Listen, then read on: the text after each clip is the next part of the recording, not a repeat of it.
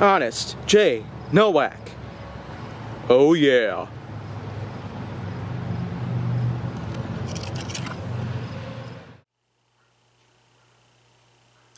A pleasure to meet all at last, and welcome back to Honest J. Nowak, Flying with the Foam. And so, let's get this part going on with some more exciting action from this notepad in particular. And now, when it comes to whatever I have here left to talk about before all this is over, 675. Well, it's about time that I go ahead and start talking about the next big modulus blaster that I have not already mentioned here in Flying with the Foam. Yep, here it is. Another big blaster that I could barely fit in the frame, so yeah, that's a good start right there.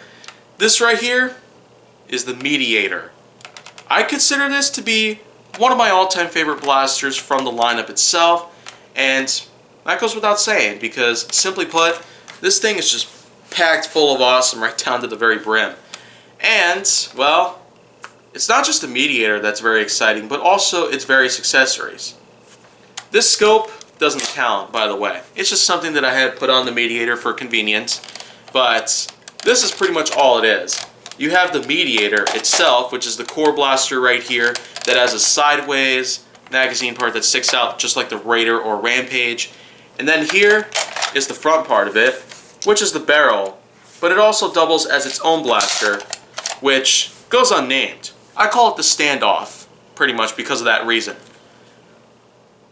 I will actually talk about this in greater detail later on, so expect that to happen tomorrow. As for its stock attachment, look at what we got here. Yep, it's the Opposer. I've already talked about this blaster though in its own separate review. You can go ahead and check that out if you need to, but that's basically the stock attachment that I was talking about earlier, where this thing actually goes into. But it's time for this thing to come off, because now it's time to talk about the blaster itself, the Mediator.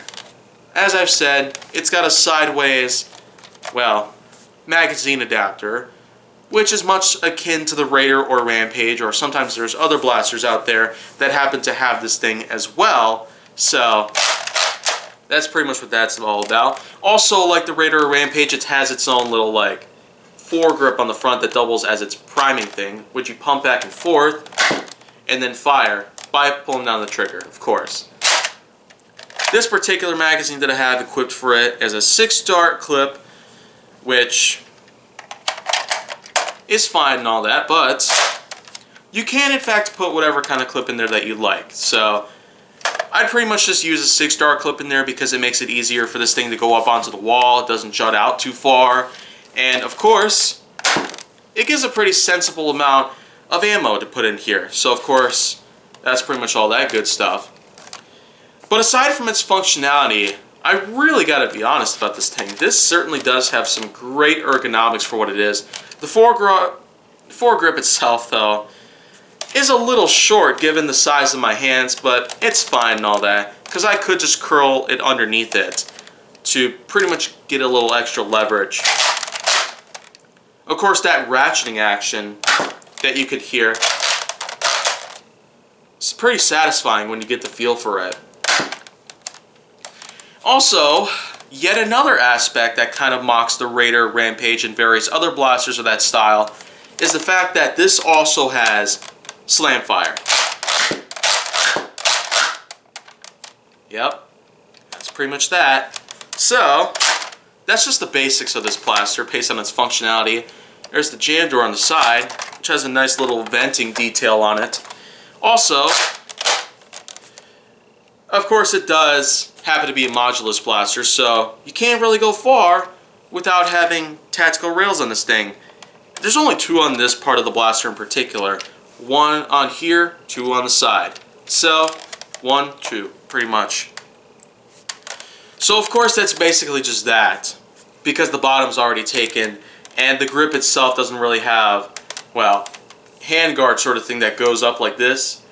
Because if you've seen my review on the so-called Commander, which I call the Corrector, then well, that's kind of where I forgot to mention it.